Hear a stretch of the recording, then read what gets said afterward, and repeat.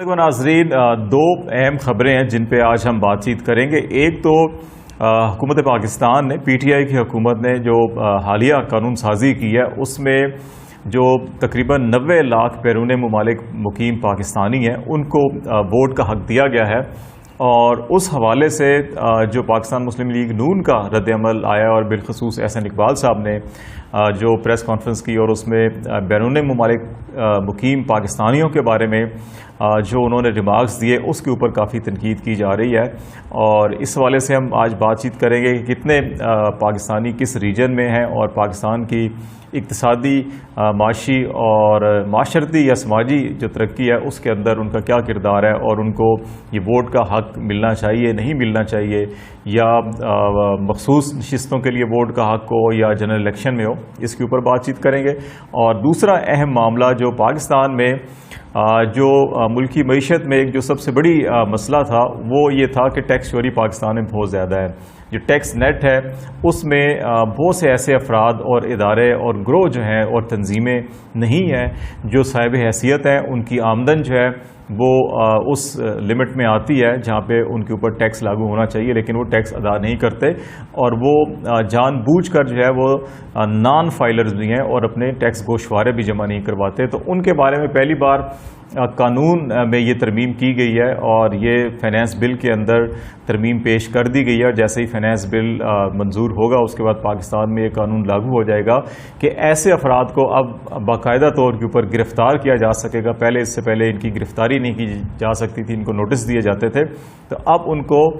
باقاعدہ گرفتار کر کے حوالات میں بند کیا جائے گا، اور پھر ان کے خلاف قانونی کارروائی کی جائے گی۔ تو اس حوالے سے بھی آج ہم بات چیت کریں گے کہ یہ قانون کیا ہے، اس کی تفصیلات کیا ہے، طریقہ کار کیا ہوگا، اس پر بات چیت کریں گے۔ پہلے ہم بات چیت کر لیتے ہیں پاکستان مسلم لیگ نون کا جو رد عمل ہے، اور جو بیرون ممالک پاکستانی ہیں ان کو جو ووٹ کا حق دیا جا رہا ہے اس کے حوالے سے۔ اگر ہم اوورسیز پاکستانی فاؤنڈیشن کا ڈیٹا دیکھیں تو تقریباً 88 لاکھ 40-50 ہزار جو ہمارا 2017 کا جو سینسس تھا، اور اس وقت جو ڈیٹا ترتیب دیا گیا تھا اس کے مطابق اس وقت دنیا کے مختلف ممالک میں پاکستانی مقیم ہیں، اور ان میں جو سب سے زیادہ تعداد ہے وہ مشرق وسطیٰ میں تقریباً کوئی 47 لاکھ کے قریب افراد ہیں پاکستانی، جو سعودی عرب، قطر، عمان، کویت، متحدہ عرب امارات اور اس بحرین اس ریجن میں مقیم ہیں، اور وہاں پہ نہ صرف جو ہے کہ ان ممالک کی تعمیر و ترقی میں اہم کردار ادا کر رہے ہیں، بلکہ پاکستان کی جو تعمیر و ترقی اور بالخصوص جو ریمیٹنسز بھیجے جا رہے ہیں ان کے اندر ابھی پچھلے ایک سال سے اگر ہم دیکھیں تو بہت واضح طور کے اوپر اضافہ ہوا ہے، اور اس سال 29 ارب ڈالر تک جو ہے وہ ترسیلات زر پہنچ چکے ہیں۔ تو یہ پاکستان میں بڑی کنٹریبیوشن ہے۔ جو اس وقت پاکستان میں اگر تھوڑی سی اکنامک سٹیبلٹی آئی ہے یا اکنامک ٹرن اراؤنڈ ہوا ہے، تو اس میں بیرون ممالک مقیم جو پاکستانی ہیں ان کا بڑا اہم کردار ہے، اس کو نظر انداز نہیں کیا جا سکتا۔ دوسرا سیکٹر جو ہے پاکستان کے بزنس مین ہیں جنہوں نے ایکسپورٹ میں خاطر خواہ اضافہ کیا، اور ہماری جو انڈسٹریل سیکٹر کی پروڈکشن ہے اس میں اضافہ ہوا تھا۔ پھر ایگریکلچر سیکٹر کے اندر ہمارے کاشتکاروں نے بڑی محنت کی، اور جو کپاس کے علاوہ جتنی بھی دیگر فصلیں تھیں ان میں ریکارڈ پیداوار ہوئی۔ تو یہ جو فیکٹرز تھے انہوں نے پاکستان کی معیشت کا جو ٹرن اراؤنڈ ہوا ہے یا کم بیک ہوا ہے تو اس سے بڑا اہم کردار ہے۔ تو اس حوالے سے ان کی جو خدمات ہیں ان کو نظر انداز نہیں کیا جا سکتا۔ پاکستان مسلم لیگ نون کی طرف سے جو رد عمل دیا گیا میرا خیال ہے وہ تھوڑا سا نامناسب ہے۔ احسن اقبال صاحب کو اس پر نظر ثانی کرنی چاہیے۔ اس کی بے شمار وجوہات ہو سکتی ہیں، وہ اس کی تشریح کسی اور انداز میں بھی کر سکتے تھے، لیکن یہ کہنا کہ بیرون ممالک مقیم جو پاکستانی ہے وہ پاکستان کی جو مقامی سیاست ہے اس کی کسی بھی چیز سے واقف نہیں ہے، آگاہ نہیں ہے، اور اگر بیرون ممالک پاکستانیوں کو ووٹ کا حق دے دیا گیا تو یہ پاکستان کے معاملات میں بیرونی مداخلت ہوگی۔ تو یہ پاکستان کے جو شہری ہیں جو دنیا کے دیگر خطوں میں ہیں وہ بیرونی عناصر نہیں ہیں بلکہ وہ پاکستانی ہیں۔ بہت سے ایسے فیملیز افراد ہیں، وہ ہزاروں میں نہیں لاکھوں میں ہیں، وہ بھی جو ڈوئل نیشنل ہیں، پاکستانی نیشنلٹی بھی ان کے پاس ہے اور جس ملک میں وہ کام کر رہے ہیں وہاں کی بھی نیشنلٹی ہے۔ تو لیکن ان کو یہ کہہ کر کہ ان کے پاس ڈوئل نیشنلٹی ہے تو بیرونی عناصر کی مداخلت ہے، میرا خیال ہے یہ مناسب نہیں ہوگا۔ وہ پاکستانی ہیں، ان کے اندر ابھی بھی پاکستان کے لیے اسی طرح سے دل دھڑکتا ہے جیسے ہم پاکستانی پاکستان میں رہ کر جو ہے کہ پاکستان کے لیے اگر پریشان یا فکر مند ہوتے ہیں۔ یا احسن اقبال صاحب خود بھی بے شمار مواقعوں کے اوپر بلکہ ہر موقع کے اوپر پاکستان کے بڑی فکر فکر مندی کا اظہار کرتے ہیں. تو جو بیرون ممالک پاکستانی ہیں ان کو بھی اتنی فکر ہے, تو ان کے لیے اس قسم کے الفاظ یا بیان جو ہے وہ میرا خیال ہے گریز کیا جانا چاہیے تھا. لاجیکلی اگر کوئی اختلاف کر سکتے ہیں تو اس بات میں ان کی وزن ہے کہ جنرل الیکشن کے اندر ان کو ووٹ کا حق نہ دیا جائے, تو وہ اب کس طرح سے طریقہ کار طے کیا جائے گا کہ کون سا شخص کس حلقے میں کس امیدوار کو ووٹ دے سکتا ہے, کیا نہیں ہو سکتا. شاید اس کے اندر پیچیدگیوں یا ابہام ہو, تو جو بیرون ممالک پاکستانی ہیں ان کے لیے سیٹس ریزرو کر دی جائیں. اگر 88 لاکھ ہیں اور ان میں سے ووٹرز فار ایگزامپل اگر 35 لاکھ 30 لاکھ یا 40 لاکھ اس ایج کو ہیں جن کے شناختی کارڈ جن کے پاس ہیں اور ووٹ دینے کا ان کو حق ہے, تو ان کے لیے آبادی کی تناسب کے اوپر دیکھ لیا جائے جی 5 سیٹیں یا 10 سیٹیں ہوتی ہیں اور پھر اس کو ریجن میں تقسیم کر دیا جائے اور پھر وہاں پہ اگر ان کو ووٹنگ حق دیا جائے, تو یہ ایک لاجیکل تجویز لگتی ہے. لیکن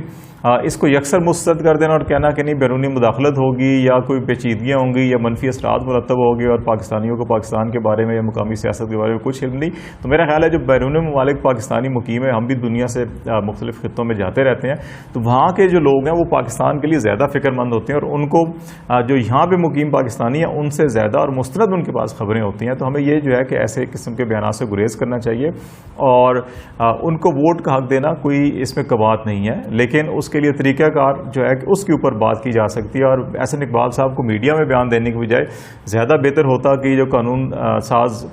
جو ادارے ہیں نیشنل اسمبلی میں جب یہ بل پیش ہوا یا اسٹینڈنگ کمیٹی کو بھیجا گیا یا حکومت بار بار یہ آفر کر رہی تھی, پیشکش کر رہی تھی کہ اپوزیشن آئے اور اپنی تجاویز پیش کرے, تو وہاں پہ اگر یہ جاتے تجاویز پیش کرتے تو زیادہ بہتر تھا رادر دین کہ اس کو پولیٹیکل ایشو بنایا جائے. میرا خیال ہے اس سے جو ہے احسن اقبال صاحب کی اپنی بھی شخصیت جو ہے کہ اس کا امیج جو ہے وہ متاثر ہوا ہے, پاکستان مسلم لیگ نون کا امیج جو ہے وہ متاثر ہوا ہے, اور ان کو اپنی پارٹی اور اپنے تشخص کو بہتر بنانے کے لیے تھوڑا سا اپنے الفاظ کے اوپر اور رد عمل کے اوپر نظر ثانی کرنی چاہیے. دوسرا اہم معاملہ جو ٹیکسیشن کے حوالے سے ہے, بجٹ کے حوالے سے ہے, تو جیسے سٹارٹ میں نے کہا کہ پاکستان میں پہلے یہ قانون نہیں تھا یا ٹیکس اداروں کو یہ اجازت نہیں تھی کہ وہ کسی بھی ولفل ڈیفالٹر کو فوری طور کے اوپر گرفتار کریں. لیکن اب جو فائنانس بل نیشنل اسمبلی میں پیش کر دیا گیا, شوکت ترین صاحب نے جو بجٹ پیش کیا تو اس کی تقریر کے ساتھ فائنانس بل جو لے ڈاؤن کیا, اس کے اندر جو سیکشن 203 ہے اس کو انکارپوریٹ کیا جا رہا ہے اور اس کے اندر ترمیم کی جا رہی ہے. اور یہ 203 میں اے سے لے کر اس کی ایچ تک کی تقریباً کچھ 10 شکیں ہیں, ذیلی شکیں, جن کے اندر یہ سارا طریقہ کار واضح کیا گیا. اس میں 2 چیزیں بڑی اہم ہیں. ایک تو وہ افراد جو آمدن اپنی چھپائیں گے, اور دوسرا یہ ہے کہ وہ ٹیکس گوشوارے جمع نہیں کراتے یا ٹیکس چوری کرتے ہیں, تو ان کو ابھی مجرم قرار دیا گیا. اور یہ کہا گیا جی کہ جو اسسٹنٹ کمشنر ان لینڈ ریونیو یا اس کے ایکویلنٹ جو آفیسر ہوگا وہ ایسے افراد کو فوری طور کے اوپر گرفتار کرنے کا مجاز ہوگا, اور وہ گرفتاری کرنے کے بعد ان کو جو اسپیشل جج ہوں گے اس حوالے سے, جو خصوصی عدالتیں یا خصوصی جج مقرر کیے ہوں گے, ان کی عدالت میں 24 گھنٹے کے اندر اندر ان کو پیش کیا جائے گا. اگر اس ریجن میں یا قریب ترین علاقے میں ایسا کوئی خصوصی جج نہیں ہوگا تو پھر جوڈیشل مجسٹریٹ کی سامنے جو ہے یا ان کی عدالت میں 24 گھنٹوں کے اندر اندر ایسے فرد کو پیش کیا جائے گا, اور پھر اس کے وہاں سے جوڈیشل ریمانڈ لے کر اس کے خلاف تحقیقات کی جا سکیں گی. اس کو اگرچہ قابل ضمانت ابھی جرم قرار دیا گیا ہے, ایسے افراد جو ہے کہ ضمانت پہ رہا کیے جا سکیں گے, لیکن جو سزا اس کے اندر تجویز کی گئی ہے وہ یہ کہا گیا ہے کہ جتنی اس کی آمدن اگر شو ہوتی ہے اور اس کے اوپر ٹیکس بنتا ہے وہ جو نہیں دے رہا وہ آمدن, اس کے اوپر جو جرمانہ یا جو سرچارج ہوگا یہ تمام جو ہے اس کو پے کرنے ہوں گے, اور اگر وہ پے نہیں کرتا تو پھر اس کو قید کی سزا بھی دی جا سکے گی. تو یہ قانون کے اندر جو تبدیلی کی گئی ہے یہ بڑی واضح ایک تبدیلی ہے, اور یہ انڈیکیشن ہے اس چیز کی کہ جو پاکستان کے اندر جو آمدن اور اخراجات میں بڑا واضح فرق ہے, جس کی وجہ سے پاکستان کو ہر سال جو ہے کہ مقامی سطح پہ بینکوں سے یا اسٹیٹ بینک سے یا بین الاقوامی مالیاتی اداروں سے جو قرضے لینے پڑتے ہیں اس سے نجات اسی صورت ممکن ہے جو پاکستان میں جو صاحب حیثیت لوگ ہیں جن کی آمدن جو ہے اس حد سے زیادہ ہے جو ٹیکسوں کی حد ہوتی ہے, تو ان افراد کو یقیناً ٹیکس دینا چاہیے جو بھی ان کے حصے کا بنتا ہے. وہ ٹیکس اگر نہیں دیتے تو پھر ایک عام آدمی کے اوپر اس کا بوجھ پڑتا ہے, اور جو ڈائریکٹ اور انڈائریکٹ ٹیکسز حکومت لگاتی ہے وہ اس بوجھ میں یہ افراد بھی ذمہ دار ہیں جو ٹیکس چوری کر رہے ہیں, ٹیکس نہیں دے رہے. میرا خیال ہے یہ ایک اچھا اقدام ہے کہ اس سے ایٹ لیسٹ ڈیٹرنس قائم ہوگا, لیکن اس کے ساتھ ساتھ حکومت کو یہ بھی یقینی بنانا ہوگا کہ ہمارا جو FBR یا ٹیکس اتھارٹی ہے اس میں اختیارات کا ناجائز استعمال ہوتا ہے, غلط استعمال ہوتا ہے, ہراساں کیا جاتا ہے لوگوں کو, ٹیکس گزاروں کو. تو یہ سلسلہ نہیں ہونا چاہیے کہ اس اختیار کو اس طرح سے استعمال نہ کیا جائے کہ جو ٹیکس گزار ہیں ان کو ہراساں کیا جائے, یا ایسے افراد جو ٹیکس میں نہیں آتے ان کو ہراساں کیا جائے. اگرچہ اس فائنانس بل کے اندر کچھ ایسی ترمیم ڈالی گئی ہیں کہ جب تک کہ ٹھوس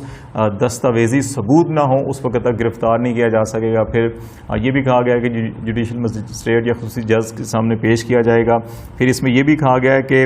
اگر کمپنی کوئی ڈیفالٹر ہے یا ولفل ڈیفالٹر ہے یا ٹیکس پے نہیں کر رہی یا وہ ٹیکس کو شوائے جمع نہیں کرا رہی, تو اس کے تمام ڈائریکٹرز جو افسران ہیں ان سب کو گرفتار کیا جا سکے گا. تو یہ جو معاملات ہیں, یہ گرفتاری سے پہلے جو انکم ٹیکس اسسٹنٹ کمشنر یا اس کے ایکولنٹ جو افسر ہوں گے وہ بورڈ اتھارٹی سے اس کی اجازت بھی لیں گے باقاعدہ, یہ نہیں ہوگا وہ خود ہی جا کے کر لیں. تو یہ اگرچہ چیک اینڈ بیلنسز کے اندر رکھنے کی کوشش کی گئی ہے, لیکن اس کے باوجود قانون کا جو غلط استعمال ہے وہ ہر جگہ ہوتا ہے, دنیا کے ہر خطے میں ہوتا ہے, پاکستان میں بھی ہوتا ہے اور ماضی میں بھی ہوا ہے, اور ابھی بھی کئی بے شمار مثالیں ایسی ہیں. تو یہ انشور کرنا ہوگا کہ قانون تو ٹھیک ہے, اچھا ہے, اس سے ڈیٹرنس قائم ہوگا اور لوگ گرفتاری کے خوف سے ٹیکس نیٹ کے اندر آئیں گے, اور یقیناً ٹیکس اویژن ہوتی ہے, انڈر انوائسنگ بھی ہوتی ہے, لیکن ٹیکس نیٹ میں ایک بار کوئی آ جائے تو اس سے کم ایٹ لیسٹ جو ہے کہ جو عام آدمی اس کے اوپر بوجھ کم ہوگا. لیکن یہ یقینی بنانا حکومت کے لیے بڑا ضروری ہوگا کہ اس قانون کا غلط استعمال نہ ہو, ورنہ ٹیکس اتھارٹی سے اگر لوگوں کا اعتماد ختم ہو تو پھر وہی حال ہوتا ہے جو پاکستان کی پچھلی 2-3 دہائیوں سے معیشت کا حال تھا کہ ٹیکس پیئرز کی تعداد اضافہ نہیں ہو رہی تھی, ٹیکس اضافہ ہو رہا تھا, اور جو ٹیکس دینے والے ہیں انہی کے اوپر مسلسل بوجھ بڑھ رہا تھا. تو اس کے خاتمے کے لیے ضروری ہے کہ ریفارمز بھی ہوں, قانون بھی ہو, سزا بھی ہو, لیکن اس کا صحیح استعمال ہو.